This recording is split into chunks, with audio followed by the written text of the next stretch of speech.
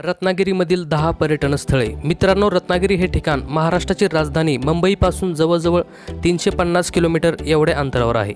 तसेच हा जिल्हा महाराष्ट्राच्या नैऋत्य भागात असून कोकण विभागाचा भाग आहे। रत्नागिरी हा जिल्हा पर्यटन विभागासाठी महत्त्वाचा जिल्हा म्हणून ओळखला जातो। या ठिकाणी आपल्याला समुद्रकिनारे, ऐतिहासिक वास्तू, मंदिरे व त्याचबरोबर नैसर्गिक पर्यटन स्थळांचा आनंद घेता येईल। रत्नागिरी हा जिल्हा अल्फान्सो आंब्यांसाठी ओळखला जातो। अल्फान्सो आंब्यांना आंब्यांचा राजा म्हणून ओळखले जाते। नमस्कार मित्रांनो, स्वागत आहे आपले आणखी एका मनोरंजक आणि इन्फॉर्मेटिव्ह व्हिडिओमध्ये।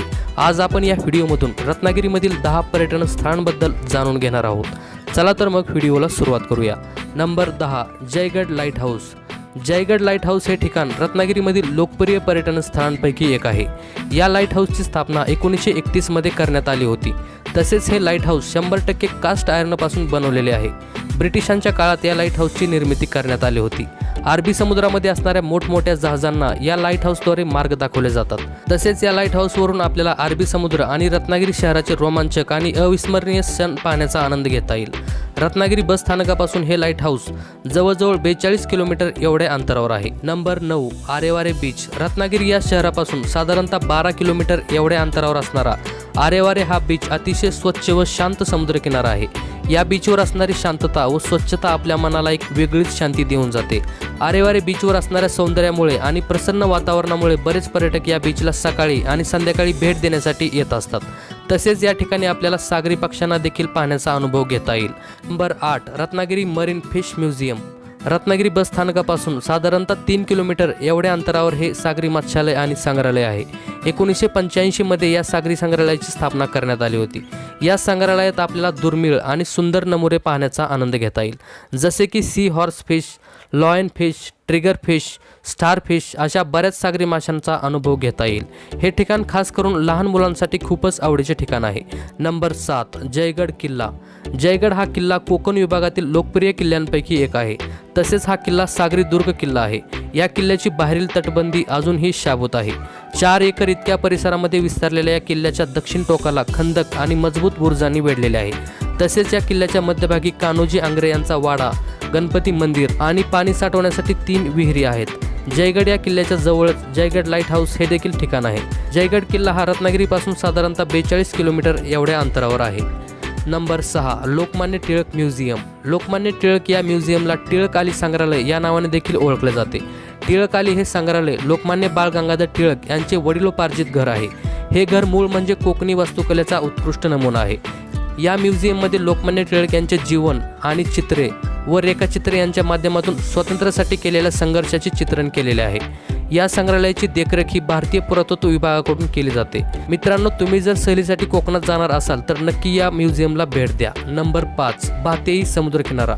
कोकण किनारपट्टीवर स्थित असणारा बातेई हा समुद्रकिनारा एक अद्भुत समुद्रकिनारा म्हणून ओळखला जातो। बातेई समुद्रकिनारा हा 1.5 किलोमीटर एवढ्या परिसरामध्ये विस्तारलेला आहे।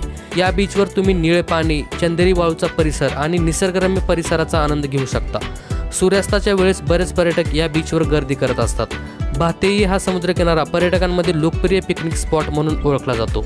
रत्नागिरी बस स्थानकावरून हा बीच साधारणतः 3 किलोमीटर एवढ्या अंतरावर आहे। नंबर 4, थिबा पॉईंट। थिबा पॉईंट हे ठिकाण रत्नागिरीमधील लोकप्रिय पर्यटन स्थळांपैकी एक आहे।